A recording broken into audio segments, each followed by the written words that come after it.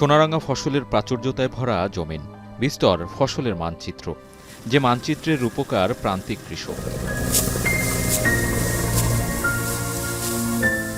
সোনালী ধানের এই যে দোলা, সে তো আন্দোলিত করে কৃষককেও, চওড়া হয় তাদের মুখের হাসি।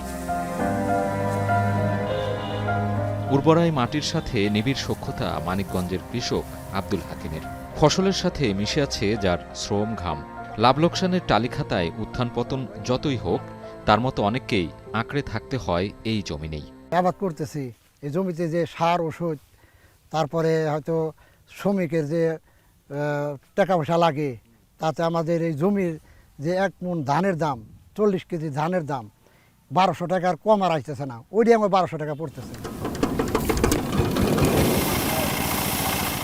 দেশের অর্থনীতি সচল রাখা, খাদ্যপুষ্টির চাহিদা মেটানো কিংবা মূল্যস্ফীতির নিয়ন্ত্রণে কৃষির বিকল্প নেই। কিন্তু নানামুখী সংকটে উপেক্ষিত দেশের কৃষি খাত। বছর বছর কমেছে জাতীয় বাজেটে কৃষির অংশীদারিত্ব।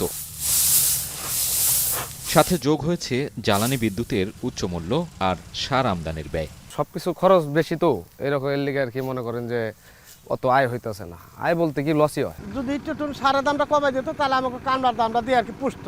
কীটনাশকের দাম, ডিজেলের দাম কমায় না দিলে আমাদের ক্ষেত করা অনেকই অসুবিধা।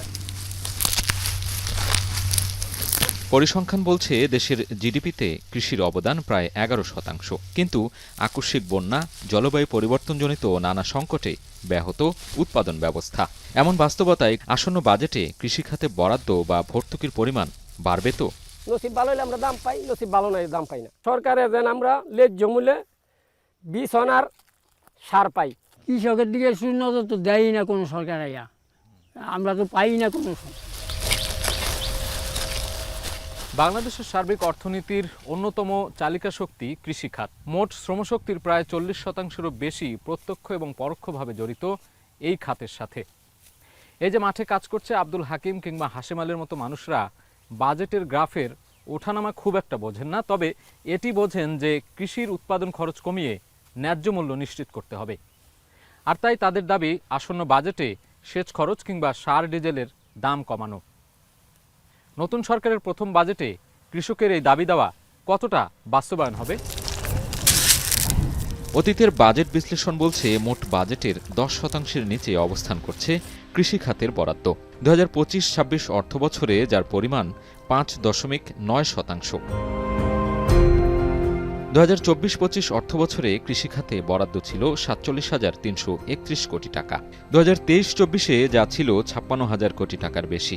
আর 2022-23 অর্থবছরে সেটি ছিল 48,986 কোটি টাকা। হিসাব বলছে 2022-23 অর্থবছরে কৃষিখাতে ভর্তুকি দেয়া হয় 26,744 কোটি টাকা।